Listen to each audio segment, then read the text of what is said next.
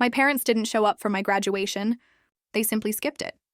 The text arrived at midnight, too exhausted from Chloe's trip. We'll celebrate another time.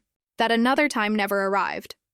By sunrise, I stood behind Harvard's podium, a sea of cameras aimed at me and 3 chairs in the front row, 2 vacant, 1 holding a solitary white rose. When the applause faded, so did their silence. That morning, every news channel replayed my speech, and the world witnessed what they chose to ignore. You think you understand what it's like to be invisible until it's too late? You don't, at least not until you see what unfolded afterward. I grew up in a town where everyone knew your last name and could guess the car your parents drove. Sunday mornings smelled of strong coffee, whispered gossip, and freshly ironed church attire. My mother, Zoe Hart, thrived in those hours. She believed appearances were sacred. Perfection displayed might convince others it was genuine. My father, Robert, stood beside her quietly, a man who nodded more often than he spoke. Then there was Chloe, the effortless golden child. The reason my mother could switch from sharp criticism to sugary praise in an instant. I was the older one, the quieter one, the sibling everyone introduced as Chloe's sister before they remembered I had my own name. When I turned 10, my birthday cake read, "Congratulations, Chloe, thanks to a mix-up after her dance recital." She laughed, handed me a slice, and promised, "We'll do yours next weekend." We never did. That moment taught me that absence could still take up space. Our home looked perfect from the street. Pristine white shutters, tidy hedges, Christmas lights that blinked precisely on schedule. Inside, though, life ran on comparison. If Chloe's laughter was a melody, mine was just background static. Her triumphs drew applause. Mine earned nods and polite murmurs. Every accomplishment of mine echoed, but was never celebrated. Only Grandma Helen saw the truth. She lived 2 streets away, always scented with cinnamon and soap, and she whispered, "You don't need applause to matter, sweetheart." I didn't believe her then. As I grew older, I stopped hoping they would notice. I poured myself into academics. Grades were fair. Numbers didn't favor anyone. By 17, I was spending long evenings in the garage, tinkering with old radios and engines just to understand how broken things could be fixed. Perhaps part of me was trying to repair us too. But the more I accomplished, the quieter they became. When I won first place in the state essay contest, Mom said, "That's nice," before asking me to help pack for Chloe's next trip.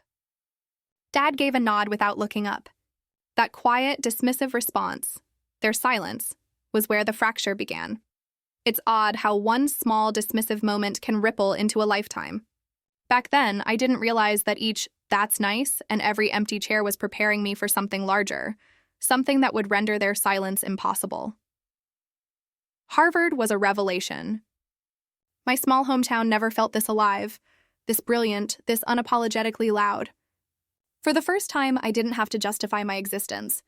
The cobblestone paths, the aroma of coffee from the Science Center cafe, the hum of laptops late into the night, it all felt like I belonged. Yet even there, their absence shadowed me. During my first semester, I sent them a photo of myself in front of Widener Library, red scarf wrapped around my neck, grinning. Mom responded 3 days later, "Pretty place. Coach just got a new position in New York. Isn't that exciting?" Dad added a thumbs-up emoji. That was the end of it. No, we're proud. No, how are you?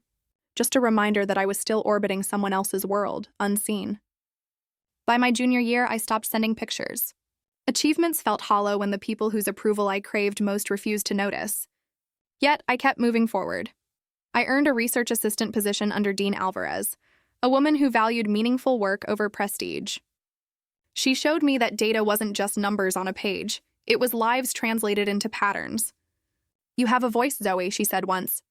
"You just express it through logic." That phrase stayed with me. While my peers planned weekend getaways, I spent nights in the library, poring over old medical bills and community health records for our project. Columns of figures glowed on my laptop screen, revealing the harsh truths of inequality, proof that silence can harm far more than words ever could. Each file reminded me of home, of how easily people ignore suffering that doesn't touch them directly. Then the email arrived. "Congratulations. You've been nominated as Valedictorian of the class of 2024. I stared at the screen, hoping for once to hear something from my parents that sounded like pride, like love. I called, no answer. I texted. Hours went by. Finally, Mom responded, "Sorry, honey. We're in Italy with Chloe for her law internship. So proud of both our girls. That single word both hit harder than any insult. As if I were just an afterthought in my own milestone. That evening, Maya found me sitting on the dorm steps, phone still in my hand. "You okay?" she asked. I nodded, lying. Inside, something was quietly breaking. 2 weeks later, another message arrived. Short, almost offhand, too tired from Chloe's trip. "We'll celebrate next time." I read it twice before typing back, "Rest well." It wasn't bitterness. It was the finality of giving up hope. That night, I didn't cry. I didn't scream. I just sat in the soft hum of my dorm room, watching the Charles River glimmer against the wall. Somewhere between fatigue and clarity, I realized I had spent my entire life chasing shadows, people who would never show up, no matter how loudly I succeeded. That moment was the collapse. And also the start of something new.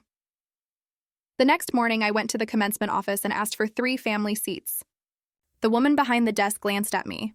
"Will all guests be attending?" she asked. I smiled. "Yes," I said. "One for my grandmother, one for my closest friend, and one left intentionally blank." On the card, in careful handwriting, I wrote, "Reserved for whoever shows up." Maya looked at me like I had lost my mind. "That's poetic," she said with a half laugh. I shrugged. "It's honest." In the days that followed, I poured myself into my speech.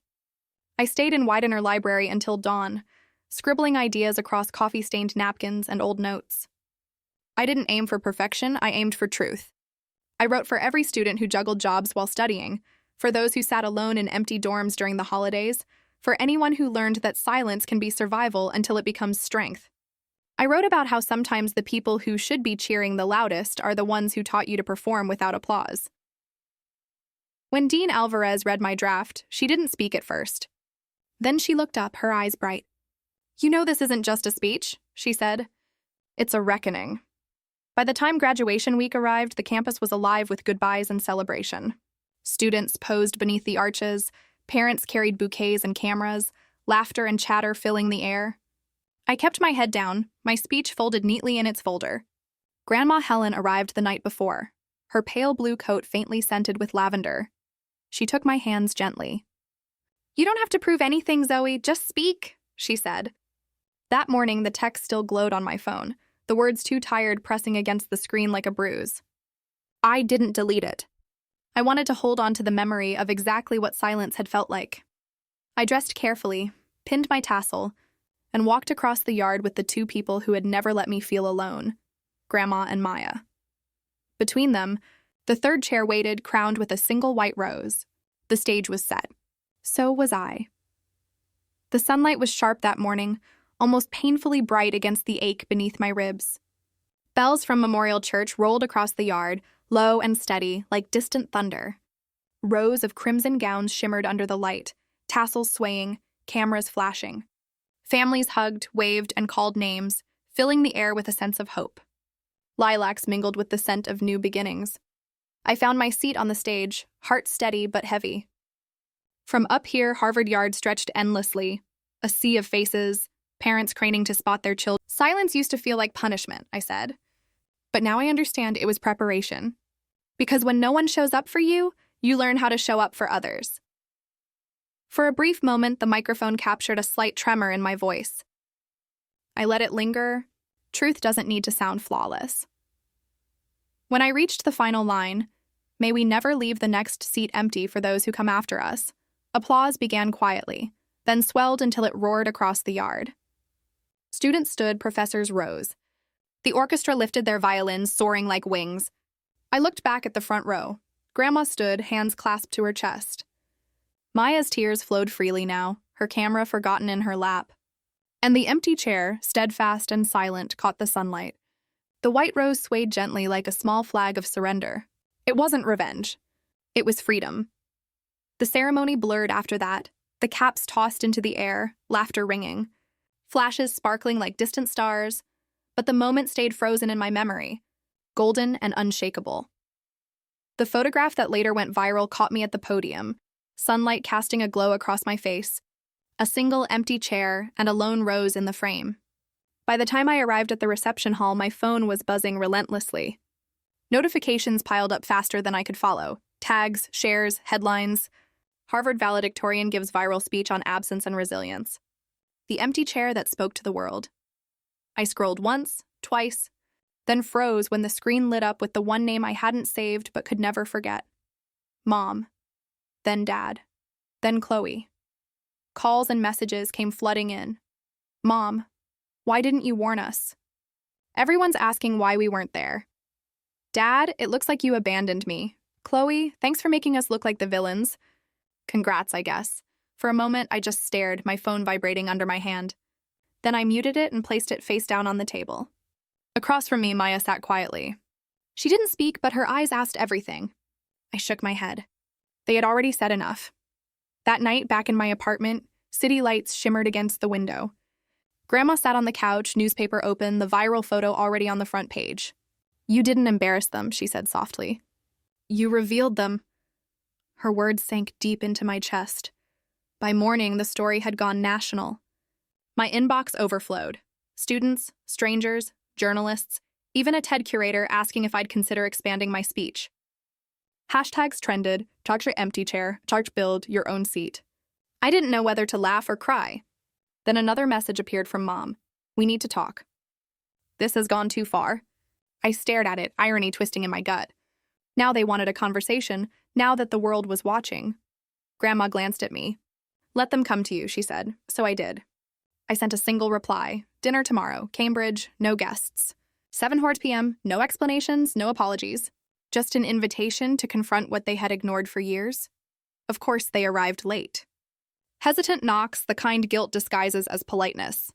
Dad entered first, stiff in his jacket. Mom followed, clutching her purse as if it could shield her from the truth. Chloe trailed behind, flawless makeup, eyes darting nervously. The table was small, set for 4. Soup and bread, nothing extravagant. I placed a wooden sign next to the empty chair. 4. Who shows up? Mom spoke first, breaking the silence. You humiliated us, Zoe. The neighbors saw the video. Do you know what it's like to have everyone think we abandoned you? I met her gaze calmly. You didn't need the world to tell you that. You already knew. Dad tried to soften the moment. You could have told us you were valedictorian. We would have come, would you? I asked quietly. When I won the state competition, you were at Chloe's recital. When I earned the research fellowship, you were in Nashville. There's always a reason, always a trip, always tired. The room fell silent. Chloe opened her mouth, then closed it. Finally, she whispered, I didn't realize it hurt you like that. It didn't, I said. For the first time, I truly meant it. Grandma's words echoed in my mind. Love doesn't wait until you're ready. It shows up when you're needed. Mom's shoulders slumped. We thought you didn't need us. You were always so independent. I let out a small laugh. Independence isn't a personality trait. It's a survival skill. A hush settled over the room again, heavy but not harsh. Something shifted in it. Perhaps understanding, perhaps guilt. I'm not asking for an apology, I said at last. Just reliability. If you say you'll come, then come. If you're tired, rest, but don't promise and then disappear. That's all. Silence stretched between us, long and deliberate. Then Dad gave a slow nod, the way a man might bow for the first time. We'll try, he said. I let a faint smile touch my lips. That was enough. A beginning. When they left, the apartment felt lighter, the tension finally loosening. The rose on the table had started to droop, petals softening but still beautiful. I replaced it with a fresh bloom, same hue, same meaning. By the end of the week, the world had moved on to a new story. But in my home, the chair remained, waiting, steady, patient. The days after that dinner felt strange, calm, but never empty. My phone buzzed less. The news cycle had shifted. Harvard Yard returned to its usual rhythm, tourists and pigeons filling the paths. Yet inside me, something had realigned, a deep bone of tension finally set right after years of strain. Grandma visited often, bringing lemon cake and gentle wisdom disguised as conversation. You held up a mirror for them, she said one afternoon, placing her cup down carefully. Now it's their choice whether they like the reflection. I smiled quietly, not waiting for their answer. I had waited long enough. A week later, I spoke at a small community gathering downtown. Nothing grand. Students and locals assembled in a library basement. I adapted portions of my speech for the intimate space. No cameras, no fanfare, just nods from people who understood what it meant to construct your own seat. Afterward, a girl about my age approached, eyes glistening. "My parents didn't come to my graduation either," she whispered. "But seeing you, it made the pain a little easier." In that moment, I knew the story had done its work. It had transformed hurt into permission for someone else to heal. At home, the chair still sits in the corner beside my desk, the wooden tag swaying slightly with the breeze. Who shows up? Sometimes when sunlight hits just right, it doesn't feel empty. It feels expectant. Mom texted the following Sunday about dinner, sending it earlier this time. I paused, then typed, "Early is good." The next morning, I walked through Harvard Yard one last time. The air smelled of cut grass and coffee, the same way it had on the day it all began. I glanced toward the stage where I had once stood, sunlight spilling across the bricks, and whispered to myself, not bitter, not proud, just seen. I realized then that sometimes justice doesn't arrive in the form of an apology. It comes as clarity. You spend years pleading to be noticed, and one day you stop asking, and the world finally turns to look anyway. My family didn't change instantly, but the silence between us did. It was no longer heavy with guilt. It was full of choice. Now every time I sit at my kitchen table, that extra chair remains. Not as a reminder of who didn't show up, but as an invitation for those who will. It belongs to anyone who has felt invisible, to anyone who has clapped alone in a crowd. To anyone who has built something meaningful from the pieces left behind, this story is for you. If you've ever waited for someone to appear and they didn't, don't wait forever. Build your own seat, sit tall. Let them see what they missed. If this story stirred something in you, share it below. Tell me where you're watching from, or who you built your own chair for. And if you want more stories about finding strength in quiet moments, subscribe, stay, and keep showing up.